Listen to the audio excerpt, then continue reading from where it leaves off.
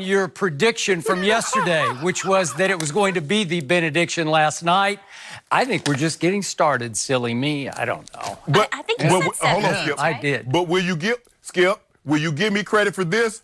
I told you what was wrong with Kevin Durant's Achilles. You did. Long before anybody else. They kept saying it was his calf, it was his calf. I said, no, it's not. I think I was saying that also, but we'll talk about that in just a minute. You and I. Okay, thank Points you. We I'll should be take doctors. that. of you gentlemen Thank early you. this morning. Well, let's get right into last night's thriller. The Warriors hovering on the brink of elimination. However, new hope since they had KD back for the first time in a month. KD knocked down 11 points in his return, but then early in the second quarter, he crumples to the floor after, injuring, to Shannon's point, that Achilles. KD forced to leave the court with help. Reports say he tore his Achilles. An MRI later today should reveal more. Back on the court, the Splash Brothers stepped up big in the fourth quarter. Steph Curry, Klay Thompson hit 3 huge trays in the final minutes to give the Warriors the lead. In the closing seconds, with Toronto down by 1, Kawhi Leonard was double-teamed and Kyle Lowry's potential game winner deflected. Golden State survived by 1 with Game 6 Thursday back at Oracle. So, Shannon, what happened last night? Well, what happened is the Warriors are champions for a reason, and I think they showed incredible resolve. The biggest thing is that Kevin Durant, Skip, even though he only played about 11 or 12 minutes, I think what he did was he opened the court up, and he allowed Steph and Klay to find a rhythm early. And once you let those guys, because most great shooters are rhythm shooters, and if you let them get a rhythm early, it's hard to get them out of that rhythm late. And by Kevin Durant being on the court, he provided more space. So now all of a sudden you can't play that box and one defense that had been so successful a few games here and there. Now you have to worry about KD. I really didn't like the Raptors game plan. It was almost like, let's see what KD has. He hadn't played in a month. He's missed like 8-9 games. We don't really think he has much. You can't leave him open like you can, say, Draymond, like you can Iggy or a Kevon Looney. Do they realize what Kevin Durant represents? He told you like a month ago, I'm Kevin Durant. You guys know who I am, right? I think the Raptors forgot who he was. Skip, another thing, if you watch the way they played the game, when those bigs, when Draymond or those bigs set screens, they're not setting screens to roll to the basket. They're setting screens to let Klay and Steph get wide open threes. You must push up, push out on them. If you stay in the lane or if you hang out by the free throw line, they will swish the net. And they got going early. In the first 4 games, Skip, they were 10 of 35 in the first quarter shooting threes. Last night, they made their first 5. They went on to be 7 of 11. The Warriors feel good because they forced a Game 6. They're going back to Oracle. But I don't know if they should feel as great as they think they should because they hit 23s and they still only won the game by 1 point. But Kevin Durant, I think, Skip, played a bigger dividend what people would think his 12 minutes would indicate because what he did was open the court, let Steph and Klay find wide open jump shots early. They got that rhythm, and the Raptors was really never able to get them out of that. And even when Kawhi went on that 10-0 run by himself, I was like, wow, Kawhi's about to do this. He's about to have a Jordan. He's about to have a LeBron or even a KD run in an NBA Finals game to solidify himself amongst the all-time greats. But Steph and Klay says, no, no, no. The Raptors defense let them down because you cannot let those guys get off threes. 2s you can live with, but you can't let them get 3 threes, and they hit them all, and they won the game. So I'm going to piggyback on everything you just said, and I'm going to go right to the bottom line of how I saw what happened last night. I saw the Raptors and their fans and all those people out there in the known NBA world who root for number 2 for reasons it's lost on me. All of those people celebrated prematurely, including you, the new leader of the number 2 fan club. It just felt like, it looked like, it seemed like Golden State had hit the wall with 3:28 left when he made his last basket, number 2. It did. And it did. felt like they had run completely out of gas and out of miracles. I was leaning in that direction. I tweeted about it. It looks like this is it for Golden State. And what happened right on schedule? Number 2 went as quiet as he gets to be off the court. And all of a sudden, down the stretch, number 2 takes 2 more shots. He took a fadeaway, fall-away jump shot and missed that. That could have put him up 8. And then he takes a 3-point shot with 1:10 left that could have given them the lead, and he missed that. So down the stretch from 3:28 to the buzzer, number 2 takes 2 shots more and misses both those shots. And all of a sudden, Toronto and Raptor Nation and Shannon Sharp got Steph'd and got clayed and got shocked out of their gourd, because here they came, right, and it went Clay and then Steph and then Clay. And I told you yesterday this would be the Klay Thompson game, and I think it was, because he hit the shot of shots. Yes. He hit the game winner. He hit 7 big threes. And to Steph's credit, remember, I got it.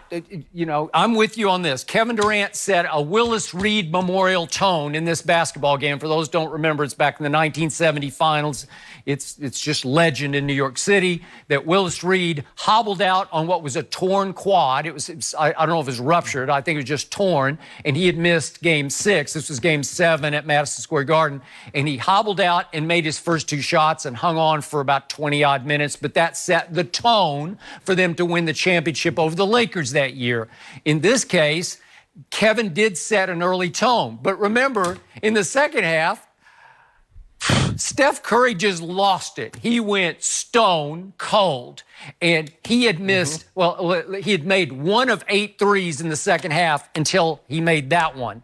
And I'm going to make a case today that shot that Steph Curry hit, that tied the game, obviously.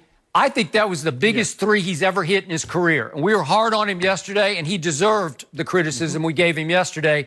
But he showed up huge in the first half, and then he showed up huge when he made that 3 at the end, right? Because you're absolutely right, Skip. And it could have been really, really deflating, because they knew when Kevin Durant went down, they knew it was serious. And you could see the momentum start to shift a little bit. But Clay and Steph, mainly Steph, says, nah, bro, we're not losing this one tonight. And he kept them ahead, because you think of an injury of that significance. Now, they haven't, but they know what it was. They saw Kevin Durant. He grabbed his Achilles. He motioned like, come get me. But Steph was he was unbelievable, Skip, in the first half. He really was. Okay. But he wasn't unbelievable in the second half, and they were teetering and teetering. No, he wasn't that great. But the guy who was the rock last night, that's why I'm going to remember this as the Klay Thompson game. Klay Thompson scored 6 points in the first quarter and 6 points in the second quarter and 8 points in the third quarter and 6 big points in the fourth quarter. So he's rock for them. He kept on making shots.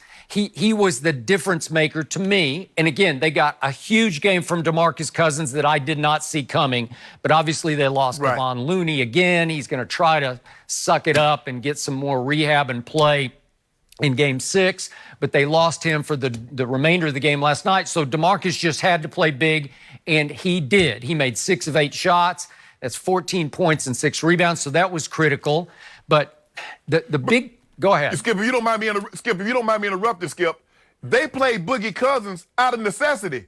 They went to Looney. They went to Bogut first. He was the third option. It was only when Looney could not return that they put Boogie Cousins in the game. He saved their bacon when they were ready to just shelve him. He was going to get mothballed until next year, and all of a sudden they had no choice, and he played big. And maybe he played big because he didn't start. Maybe there are no expectations. Maybe he's better if you just throw him in cold, and it's like, oh, I guess I got to play now, and he played. Right.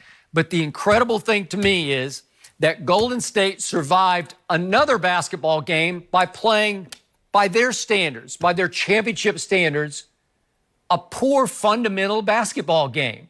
They had 15 more turnovers. Every time I looked up, they were doing something incredibly stupid. What are you doing? And they had blunder after defensive assignment blunder, where they gave them easy baskets, layups, dunks. What are you doing? And Skip, forget the previous 13 turnovers. What about the last two when Steph throws it back court, when Draymond steps back in the back court? It's just terrible. You would have thought, you like, Steph, after all you've been through in a Game 7 when you whipped it behind your back, out of bounds, here you are in a Game 5 and you do this? Every pass he throws is very careless and hot doggy, and there are a lot of little, he just tosses them up in the air. Razzle-dazzle to it. Little razzle-dazzle, a little too cool for school. And it drives me a little crazy. Again, he came up big with that three, biggest three he's ever made. But to your point, with 37.5 seconds left, they're up 3 when Steph throws it a little behind Draymond and puts it, because Steph got a quick double team. And Draymond was in trouble, but then he shuffles his feet and just carelessly steps back across the half-court line. And all of a sudden, you give Toronto the ball back. I was like, what are you doing? That's a play that loses that closeout game on the road, usually. Yes. And then what happens? Yeah. Our man, DeMarcus Cousins, for all the good things he did, he moves on a screen. That's with 15.7 seconds left. They're up 1 point, and they're trying to get Steph open for another 3, and let's just say, hypothetically, if he gets off the pick cleanly and it's not moving, and he makes a 3, the game's over because they're going to be up 4 points. Instead, nope, moving pick, offensive foul, and it's going the other way with 15.7 seconds left. And it's way too much time to give Toronto at home a shot to win the game down 1. So you have 2 massive blunders in the last 37 seconds left that gave Toronto new life and new life. And now let's talk briefly about the final play of the game. This is just me. After all the buildup for number 2, he is Jordan-esque. You just talked about, you thought he was going to have the Jordan conclusion. On the final play, to me, he has enough time to size up what is happening, because Iggy just roamed on the last play. He's got Lowry, but Lowry's running a baseline pick off Gasol to the far corner. So Iggy just says, well, I'm just going to go out there and double him. So he's coming up on the left, and obviously it would be to number 2's right, but to number 2's left is Clay. Well, to me, if you're Jordan-esque, you see this coming, you realize there's no clear-cut pass to make. Nobody's just wide open like we've seen LeBron, where you say, well, what's his name? Kyle Korver was wide open in the corner, or George Hill was wide open for a potential layup. Well, there was nobody clearly wide open. So Jordan-esque, if you're Jordan-esque, you just power hard to your left on Clay with the basketball. You dribble, get him into just inside the top of the circle, and then you just bounce him off the way you can bounce off anybody with your strength, and then just rise up and shoot the potential game winner. That's your game to win. It's on a platter. It's you. It's your quote-unquote house, your new house, which is about to be your old house. Well, Skip, here's the thing. What happened is that Kyle Lowry, he ran himself into trouble because Draymond was playing Marc Gasol. And so he ran, and so Draymond could easily come off Marc Gasol and contest Kyle Lowry. Once Iggy starts to cheat towards Kawhi Lowry should just go to the basket, like George Hill did. Yeah, he's just running their play that they called in the huddle. He's running a baseline screen off Gasol to go to the far corner, and I assumed were they running that for him? It looked like it. Right. Okay. Well, it looked like, Skip, what they would call a 1-4, what we saw with Denver ran against, not Denver, what Portland ran against Denver, because he felt if Kawhi and Nick Nurse thought, well, if we get the pick and roll, they're going to trap Kawhi and make him give up the ball. So let's put everybody down. Kawhi, you get the ball at the top, you go one-on-one, and then we'll live whatever decision you make at that time. If you get the pull-up jumper, take it. But if they come with the double team, Kawhi Leonard is smart enough to understand, let me find the open guy. But what happened is because Kawhi